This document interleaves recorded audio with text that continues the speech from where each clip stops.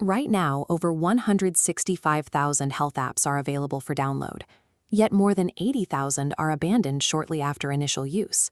This staggering attrition rate defines the central challenge of consumer health informatics, or CHI. While traditional medical tools are built to assist healthcare providers, CHI systems are engineered to interact directly with consumers. They manage individualized health data without direct supervision.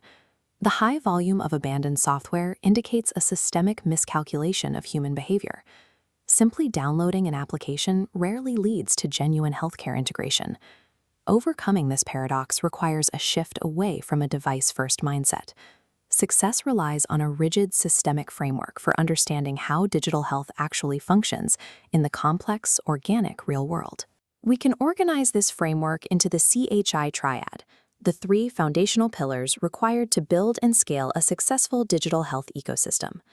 The first pillar is functional architecture, dictating the physical and digital infrastructure. The second pillar is value-based economics, defining financial models that incentivize the technology's use. The third pillar is human-centered design, the methodology determining how technology interfaces ethically with patients. Aligning these three pillars enables the transition from a reactive, volume-driven healthcare system to a proactive, value-based model. The most accurate model for organizing CHI hardware is the human central nervous system. Just as a biological nervous system uses sensory nerves to capture data, the digital equivalent utilizes an afferent arm designed to capture person-generated health data. These afferent tools collect information, ranging from blood glucose levels to sleep patterns. Data collection requires a mechanism for executing a response. This is the efferent or motor arm. For instance, a smartwatch might recognize improper form during physical therapy and immediately deliver a real-time vibration alert to correct the patient's posture. Sensory data collection is useless without a coordinated, automated intervention to complete the loop. Bridging the gap between sensory input and motor response requires a central processing unit. This processing power lives in two distinct locations. Cloud computing relies on remote, centralized servers to handle complex, long-term analysis. Edge computing processes data instantly on local networks at the exact site of collection.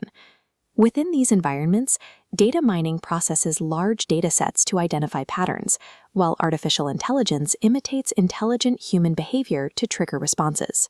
Connecting all these machines is the Internet of Things, a broadband infrastructure that enables devices to share data and execute tasks without human intervention. This invisible processing infrastructure converts passive tracking devices into active medical tools. Regardless of the hardware's capabilities, digital health will fail to scale unless economic incentives align. The groundwork began with the HITECH Act of 2009, providing financial incentives for providers to digitize health records and establish meaningful use of that data.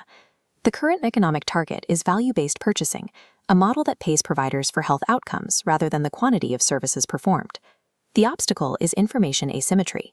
Providers lack visibility into daily habits, while patients lack access to medical records. Patient portals address this by granting direct access to clinical summaries. Similarly, patient-reported outcomes allow patients to inject validated symptom reports back into the workflow. Eliminating the information gap allows consumers to choose higher-performing, lower-cost providers. This moves the patient from a passive recipient to an active co-producer of health outcomes. Even with sound technology and clear economic incentives, thousands of applications are still rejected by users. This occurs when developers fail to account for behavioral models and the constraints of physical environments. The solution is design thinking, a practice grounded in ethnography. It involves observing people in native environments to build tools that actually fit their daily routines. The industry standard is the Agile IT development process. Phase 1 requires understanding the context of use and prioritizing person-centered care. Phase 2 involves rigorous testing to validate integration with existing health data systems. Phase 3 is deployment, relying strictly on ongoing feedback loops. Woven through this entire process is an ethical mandate focusing on data privacy and autonomous consent. Informed consent in consumer informatics is more than a one-click agreement.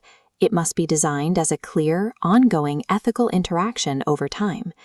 Applying human-centered ethical design is the only way to build the trust required for a consumer to fully engage with a digital health ecosystem. We can observe how these three pillars operate simultaneously in a high-stakes, real-world application. Consider Susie, an asthmatic child asleep in a smart home environment. Architecture initiates the process. Afferent IoT sensors detect abnormal respiration patterns in real time. Next, local edge computing processes that data against Susie's electronic health record, applying artificial intelligence to determine that an asthma attack is impending. Human-centered design dictates the efferent response.